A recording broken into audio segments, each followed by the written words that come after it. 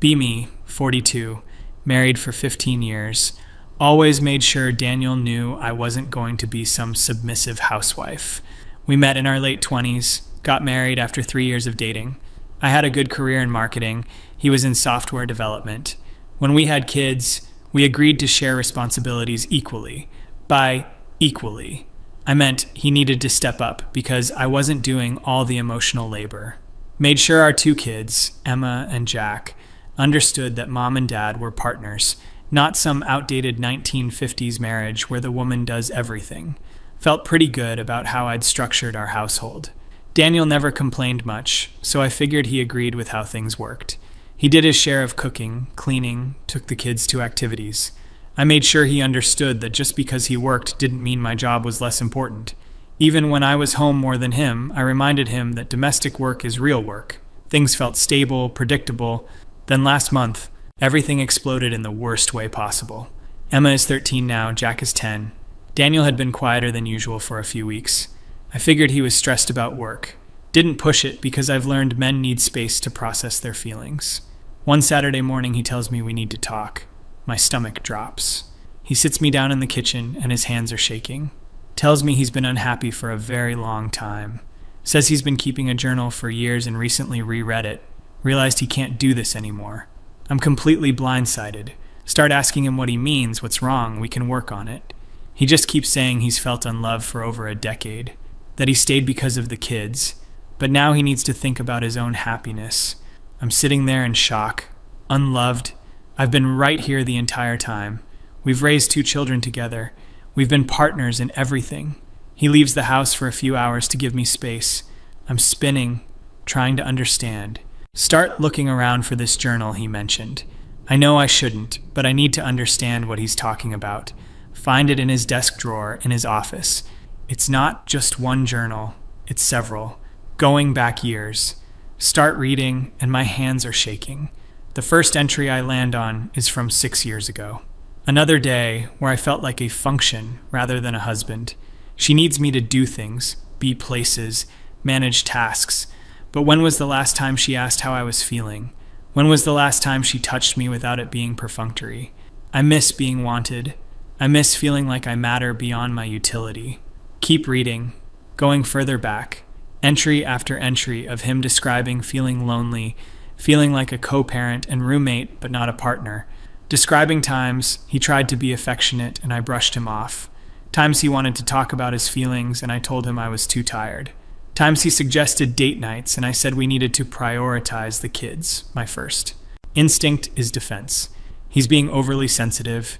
He's rewriting history to justify whatever midlife crisis he's having. I call my best friend Sarah that evening. She comes over. I show her some of the entries. She reads them silently. I'm expecting her to validate me, tell me he's being unreasonable. Instead, she's quiet for a long time. Maya, she finally says, when was the last time you told Daniel you loved him? I'm taken aback. I don't know. Recently, I'm sure. We say it. When was the last time you initiated any kind of intimacy? Sarah, I don't see how that's... When was the last time you asked him about his day and actually listened? I'm getting defensive now. I listen to him all the time. Do you? Or do you wait for him to finish talking so you can talk about your day? This feels like an attack. Sarah, I can't believe you're taking his side. I'm not taking sides. I'm asking you to really think about this. I have thought about it. He's being dramatic. Marriages go through phases.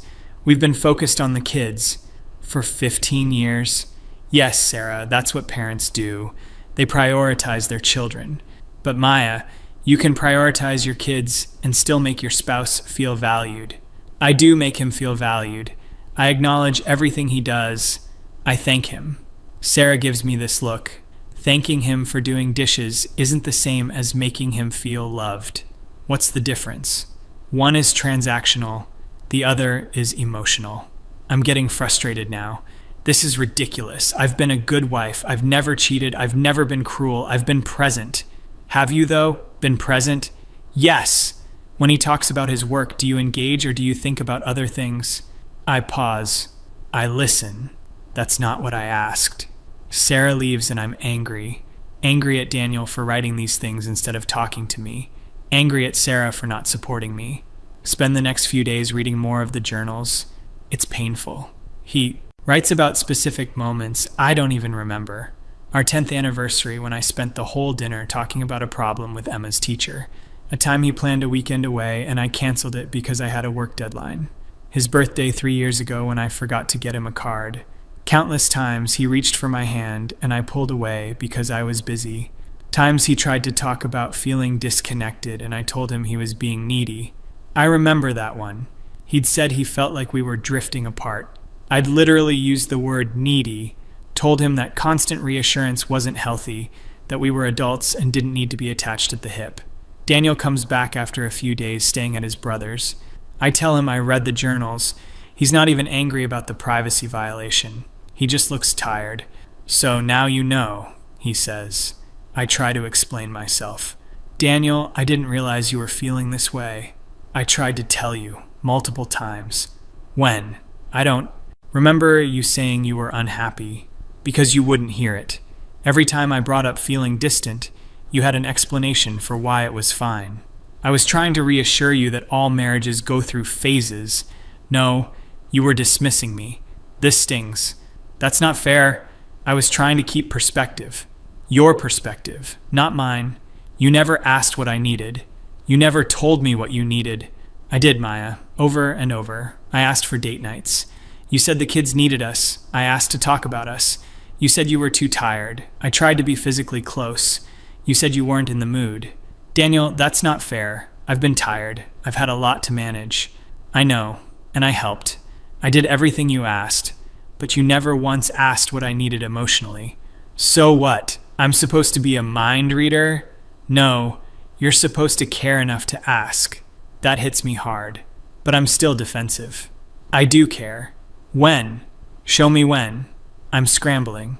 I care about your health. I remind you to go to the doctor. That's managing me, not loving me. I care about your career. I ask how work is going. You ask, and then you interrupt with your own work stories. That's called conversation, Daniel. No, it's called waiting for your turn to talk. I don't know what to say to that. He continues. Maya, I don't think you're a bad person, but I think you've been so focused on making sure you weren't going to be taken advantage of that you never actually showed up for our marriage. What does that even mean? It means you've spent our entire marriage making sure I did my share, pulled my weight, respected your career, your boundaries, your needs, but you never once stopped to consider mine. That's not true. Isn't it? Name one thing you've done in the past 5 years that was just for me, just because you wanted to make me happy. I'm thinking hard. I bought him a nice watch for Christmas 2 years ago. I got you that watch. That was a Christmas gift. I'm not talking about obligatory gifts. I'm talking about spontaneous gestures, love notes, random acts of affection, anything. I'm coming up empty. I make you coffee in the morning. You make coffee and hand me a cup. That's not the same thing. How is it not? Because you're making coffee anyway. You're not doing it for me. I just benefit from it. I'm getting frustrated again. So nothing I do counts unless it's some grand romantic gesture. No, Maya. I'm saying nothing. You do feels like it comes from a place of love.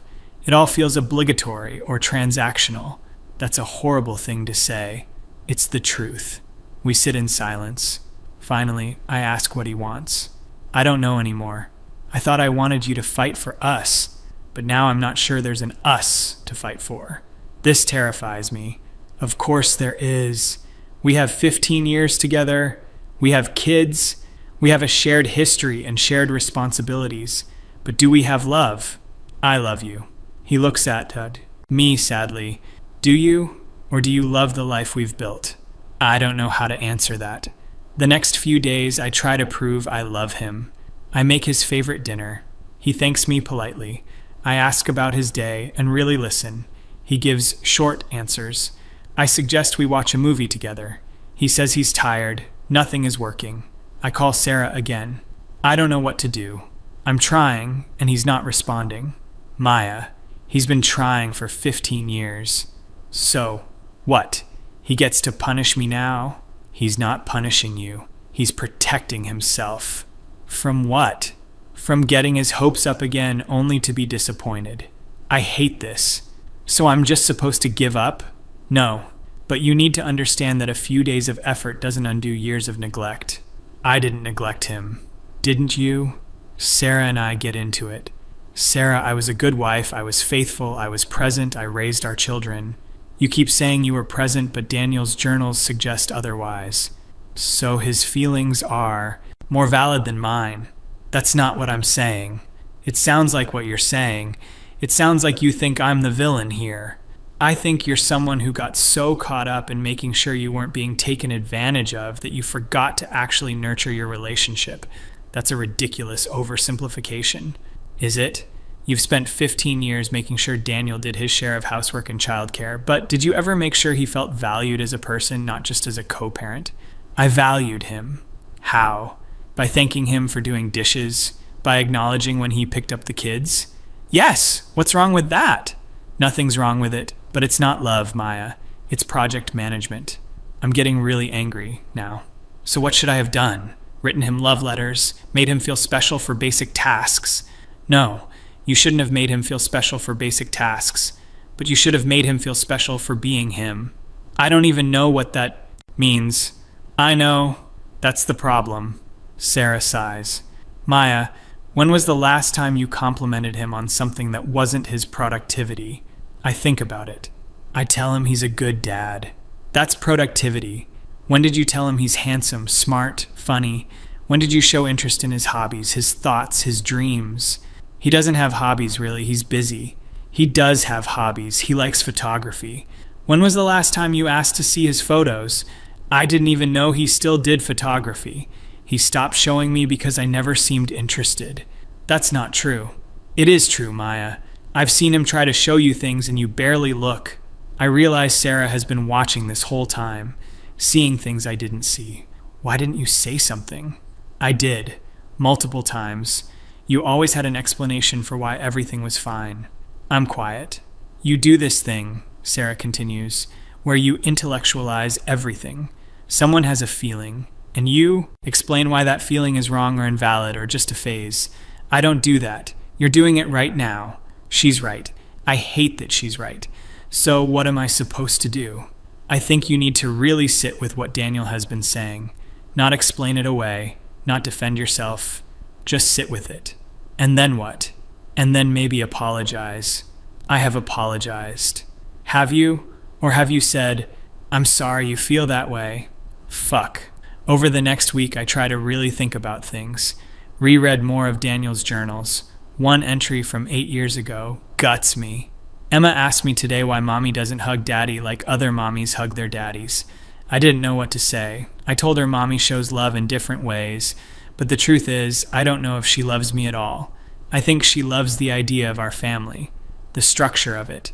But me? I'm not sure she even likes me as a person. She never asks what I think about anything that isn't logistics. She never seems curious about my inner life. I'm a function, a role, not a person she chose and continues to choose. I'm crying, reading this. Is this really how he felt?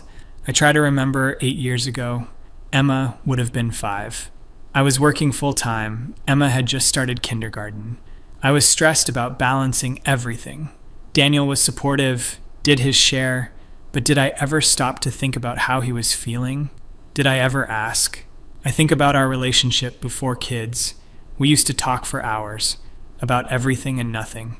I remember feeling fascinated by how his mind worked. He was thoughtful, funny, creative. When did I stop being fascinated?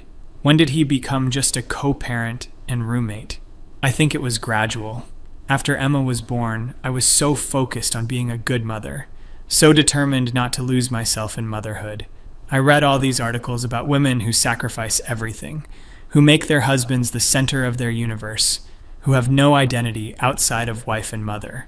I was determined not to be that woman, but in avoiding that, did I go too far the other way? Did I make sure I didn't sacrifice myself by never sacrificing anything at all? Not even a little bit of time or energy or attention. Daniel and I try to have a real conversation. I tell him I've been thinking about everything. I want to understand, I say. Help me understand what you needed that I wasn't giving you. He looks skeptical but starts talking. I needed to feel wanted. Not needed, wanted. What's the difference? You needed me to co-parent, to share bills, to be present at school events. But did you ever want me there just because you enjoyed my company? I think about this. I liked having you around. Liked having me around or liked what I contributed? Both. When was the last time we did something together just because we enjoyed each other? I can't remember. We watch TV together. We sit in the same room while watching TV. You're usually on your phone. This is true, I'm always on my phone. Okay, I can be better about that. Maya, it's not about the phone. It's about the fact that you're never really with me. Mentally, emotionally. You're always somewhere else. I have a lot on my mind. I know, but so do I. And you never ask about it. I do ask about your day. You ask, how was your day? And I say fine, and you say good, and that's the end of it. Because you say fine. Because I learned that if I say anything else, you're not really listening anyway. This hurts. That's not fair, isn't it? Last week I told you about a problem I was having at work, something I was genuinely stressed about. Do you remember what you said? I don't remember this conversation at all. I don't remember. Exactly. I told you I was worried about being passed over for a promotion I'd been working toward for 2 years. You said, I'm sure it will work out, and then started talking about a problem with Jack's teacher. I have no memory of this. I'm sorry. You're not even remembering it now. I have a lot of conversations, but I'm supposed to be important to you. My friend Rachel comes over for coffee. I tell her what's happening, expecting support, sympathy. Honestly, Maya, I'm not surprised, she says. I'm shocked. What? I've watched you and Daniel for years. You're not very nice to him. What are you talking about? I've never been mean to him. Not being mean isn't the same as being nice. I don't understand. You're dismissive. You interrupt him, you correct him in public, you talk over him, you act like he's an employee more than a partner. I'm defensive immediately. I do not. Maya, last month at dinner, he was telling a story and you cut him off 3 times to correct minor details. That didn't matter. He eventually just stopped talking. I was just trying to get the story right. It wasn't your story to tell. I'm silent. And at Emma's recital, he said he was proud of her piano playing, and you immediately said, well, she still needs work on her tempo. Why couldn't you just let him have that moment of pride? Because I don't want her to get complacent. Maya, you do this with everything. You can't just let something be good or nice. You always have to add a but, or a well actually, or a correction. I'm just trying to be realistic. You're being negative, and you do it to Daniel constantly. Like when?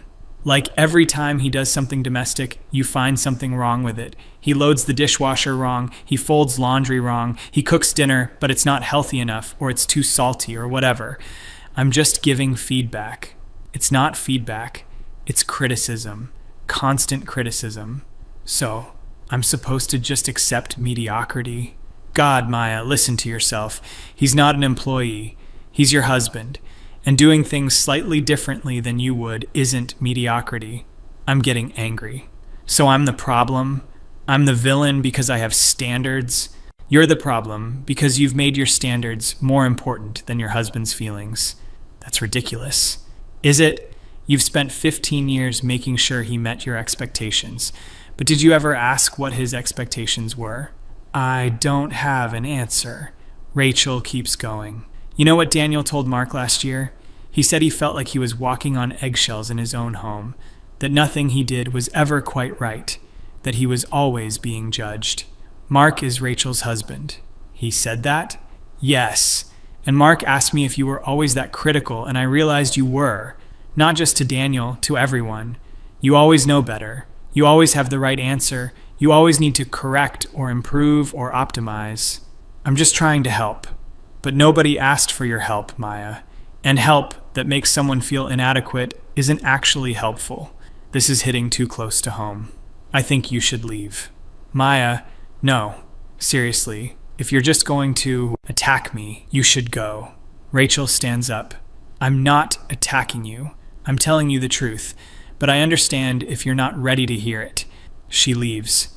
I'm alone with my thoughts, angry at everyone, angry at Daniel for not communicating better, angry at Sarah and Rachel for not supporting me, angry at myself for what exactly? For having standards, for not being a doormat, for making sure my marriage was equitable. But was it equitable? Daniel did everything I asked, but I never asked what he needed. I made sure he did his share of housework, but I never made him feel appreciated for anything else. I made sure I maintained my identity, but I never took interest in his. I was so focused on not being taken advantage of, on not being some subservient wife, that I never actually built a partnership. I built a system, a well-organized household with clear roles and responsibilities. But where was the love? Where was the intimacy? Where was the connection? Daniel asks for space. Says he's going to stay with his brother for a while. The kids are confused, scared. I tell them Dad and I are working through some things. Emma, who's 13 and too perceptive, asks if we're getting divorced. I tell her I hope not. But you don't seem that sad, she observes. This stops me. What do you mean? You seem more annoyed than sad. She's right. I am more annoyed than sad. Annoyed that Daniel is blowing up our life over feelings. Annoyed that everyone is acting like I'm the bad guy. Annoyed that I have to deal with this on top of everything else. But shouldn't I be devastated? Shouldn't I be heartbroken? My husband of 15 years just left, and I'm annoyed. What does that say about me? What does that say about us? I try to talk to my mom, hoping for some perspective. Mom, do you think I'm cold? She's quiet for a moment. Not cold, but guarded. You've always been very protective of yourself. Is that bad? Not inherently, but in a marriage, you have to let your guard down sometimes. I do let my guard down. Do you? When was the last time you were vulnerable with Daniel? I don't know what she means. Vulnerable how? When did you last tell him you were scared, or insecure, or needed his support emotionally, not just practically? I can't remember. I don't like feeling vulnerable. I know. You never have. Even as a child, you hated asking for help or admitting you didn't know something, because asking for help makes you weak. No, sweetheart. Refusing to ask for help makes you alone. This hits hard. Your father and I, we've had our struggles, but we've always been able to be vulnerable with each other, to admit when we're struggling, to ask for comfort. I've never seen you struggle. Because you were a child, we didn't burden you with our problems. But trust me, we've had plenty. How did you work through them? By talking, really talking, not about logistics or schedules, about feelings, fears, dreams. That feels so vulnerable. Yeah, that's intimacy, honey. Real intimacy. It's not just physical, it's emotional. The next time I see Daniel, I try to be vulnerable. I tell him I'm scared, that I don't want to lose our family, that I know I've messed up, but I don't know how to fix it. He listens, but he doesn't rush to reassure me. Maya, I appreciate you saying that, but I need more than words. What do you need? I need to see real change, not just you being scared of losing our family. I need you to actually want me, not just want to preserve the family structure. I do want you. Why? The question catches me off guard. What do you mean, why? Why do you want me? What do you love about me as a person? I should be able to answer this easily, but I'm struggling. You're a good father. That's not about me, that's about my role. You're smart. What do I think about that smart? What ideas of mine interest you? I don't know. You're kind. To who? You've said I'm too lenient with the kids, too soft on Emma when she doesn't practice piano. I had said that. I just meant, I know what you meant. You meant I'm not raising them to your standards. We're both quiet. I can't answer your question, I finally admit. I know. That's bad, isn't it? It means we have a lot of work to do. If we're going to do the work, I want to. Do you? Or do you want things to go back to normal? What's the difference? Normal wasn't working, Maya. Normal was me being miserable and you being oblivious. I don't want to go back to that. What do you want? I want a partner who sees me, who's interested in me, who makes me feel valued beyond my utility. I can do that. Can you? because that requires you to be less focused on yourself and more focused on us. This annoys me. I'm not self-focused. Maya, you are. You're focused on your feelings, your needs, your perspective. When was the last time you asked about mine? I'm asking now. Because I'm leaving. Not because you were curious. He's right. I'm only asking because I'm scared of the consequences. Not because I genuinely want to know. We agree to try therapy. Our first session, the therapist asks us both what we want from the marriage. I talk about wanting partnership, equality, mutual respect. Daniel talks about wanting to feel loved and valued. The therapist asks me what I do to make Daniel feel loved. I list all the things I do. I make sure he has time for himself.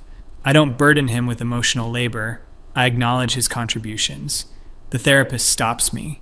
Those are things you don't do, or things you do for the household.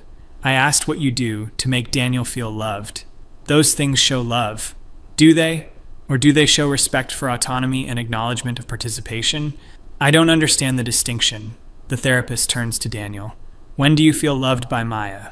Daniel thinks for a long time. I can't remember the last time. This should hurt. More than it does. I'm more confused than hurt. The therapist asks me when I feel loved by Daniel. I list times he's been supportive, helped with the kids, taken on extra work so I could pursue opportunities. And when do you do things like that for him? The therapist asks. I'm silent. I support his career. How? I don't complain when he works late. That's tolerance, not support. Have you ever actively helped him pursue a goal? I can't think of anything. He hasn't mentioned any goals. Daniel speaks up. I mentioned wanting to take a photography class 3 years ago, and you said it was a waste of money. I don't remember this. I'm sure I didn't say it like that. You said, is that really the best use of our resources right now? Same thing. The therapist asks what happened to the photography class. I didn't take it, Daniel says quietly. The session continues. The therapist asks about emotional intimacy. When do you share your feelings with each other? Daniel says he stopped trying because I would always explain why his feelings were wrong. I object to this characterization. I don't say his feelings are wrong. I provide perspective. Can you give an example? The therapist asks. I think about it. Like when he feels stressed about work, I remind him that stress is normal and he shouldn't catastrophize. And how does that make you feel, Daniel? Dismissed. Like my feelings don't matter. I'm frustrated. I'm trying to help him not spiral. But did he ask for help, or did he ask to be heard? I don't know the difference. The therapist explains that sometimes people don't want solutions or perspective. They want empathy and validation. But that's not helpful, I say. Why not? Because it doesn't solve anything. Not everything needs to be solved, Maya. Sometimes people just need to feel understood. This is a foreign concept to me. Feelings seem pointless if you're not going to do something about them. The therapist picks up on this. Do you have trouble sitting with your own feelings? I don't understand. When you feel sad or scared or angry, what do? I figure out why and address it. Immediately, yes. What's the point of wallowing? What if the feeling doesn't have a simple solution? There's always a solution. The therapist and Daniel exchange a look. More sessions follow. Each one feels like an attack. The therapist keeps pointing out patterns. I'm defensive, I intellectualize, I deflect. I make everything about being right rather than connecting. I prioritize being heard over listening. I need to be in control. I struggle with vulnerability. All of this feels like criticism. I start to dread therapy, but I keep going because Daniel says it's non-negotiable. During one session, the therapist asks about my childhood. I had a good childhood, stable parents, good education. Were you encouraged to express emotions? Not particularly. My parents valued intelligence and achievement. Crying was seen as weak. Asking for help was discouraged. So you learned that being strong meant being self-sufficient. Yes. And vulnerability was weakness. Yes. The therapist nods. And now you're in a marriage where real intimacy requires vulnerability, which you've been taught to avoid. I see where this is going. So this isn't my fault, it's how I was raised. I didn't say it wasn't your fault. I said there's a reason for the pattern. But you're an adult now. You get to choose whether to continue the pattern or change it. I am trying to change. Are you? Or are you trying to do just enough to keep Daniel from leaving? I don't answer. Daniel and I have a breakthrough of sorts. Not a good one. We're in the car coming home from therapy. I'm complaining about how therapy feels one-sided. It's always about what I'm doing wrong, I say, because the therapist is trying to help you see patterns you don't see.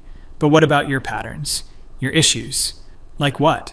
Like, I don't know, you're too sensitive maybe. Daniel pulls the car over. We're in a parking lot. He turns to me. Maya, do you hear yourself? What? The therapist spends an hour pointing out specific behaviors, giving concrete examples, asking you to consider how your actions affect me, and your takeaway is that I'm too sensitive. That's not what I meant. It's exactly what you meant. Every time you're confronted with the possibility that you've hurt me, you find a way to make it my fault for being hurt. That's not true. It is true. When I told you I felt lonely, you said I was being needy. When I said I felt unappreciated, you said I was keeping score. When I said I felt unloved, you said I was being dramatic. Nothing is ever your fault because anyone who feels hurt by you is just too sensitive. I'm quiet, he continues. I have spent 15 years trying to be less sensitive, less needy, less emotional, trying to be the husband you wanted, and I've been miserable. So yeah, maybe I am too sensitive, but maybe that's not the problem. Maybe the problem is that you have no empathy. This cuts deep. I have empathy.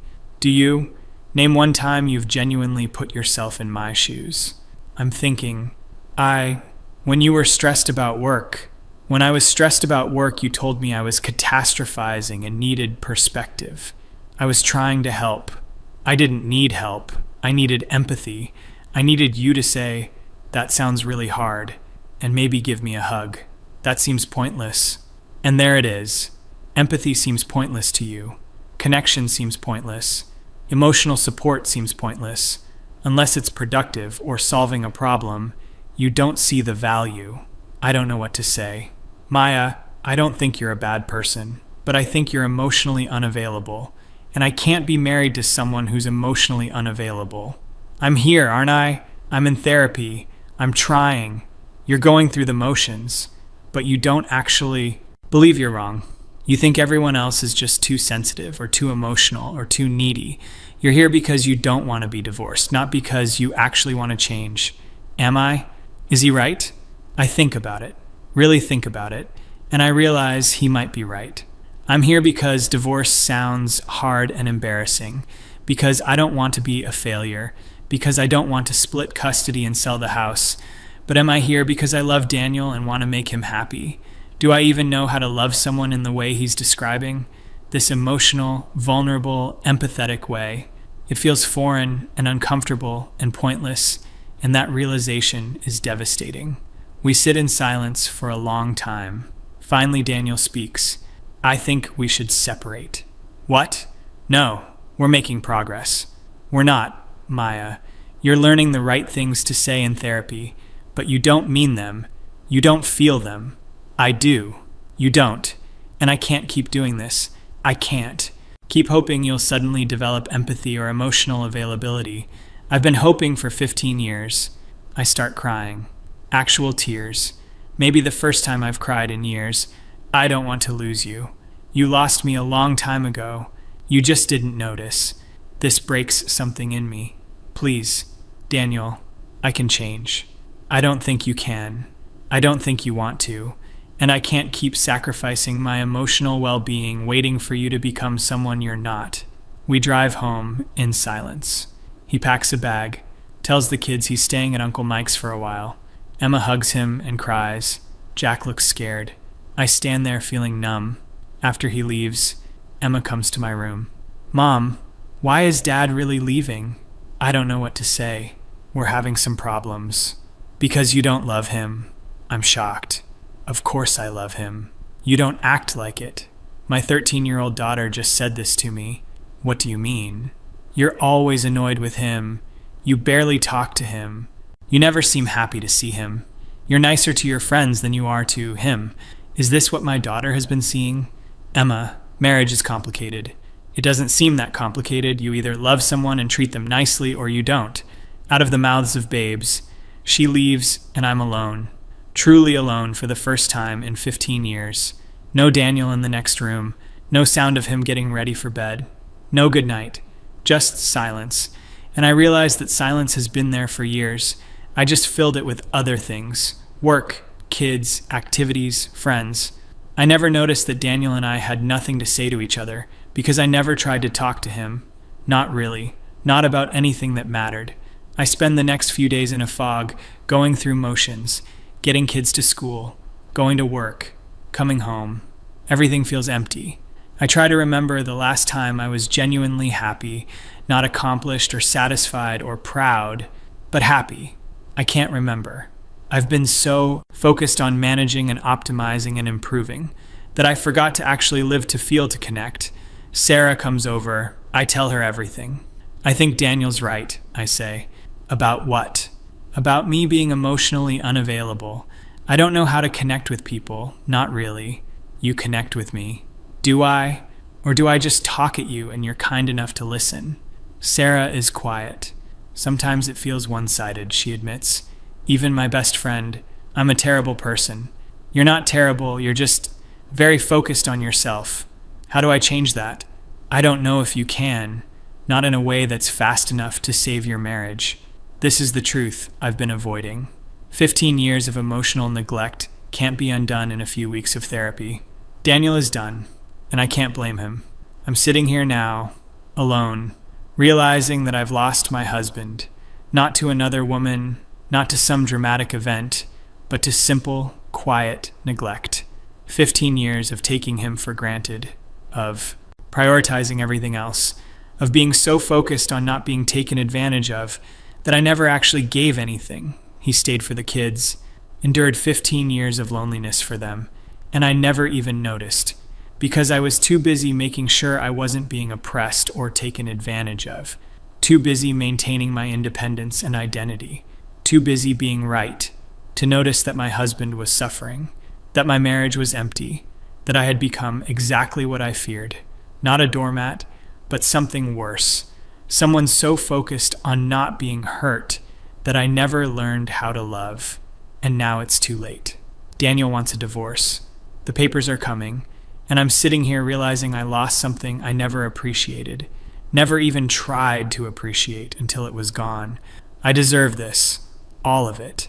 And that's the worst part, knowing I have no one to blame but myself, knowing I had 15 years to change, to notice, to care, and I didn't. I just didn't.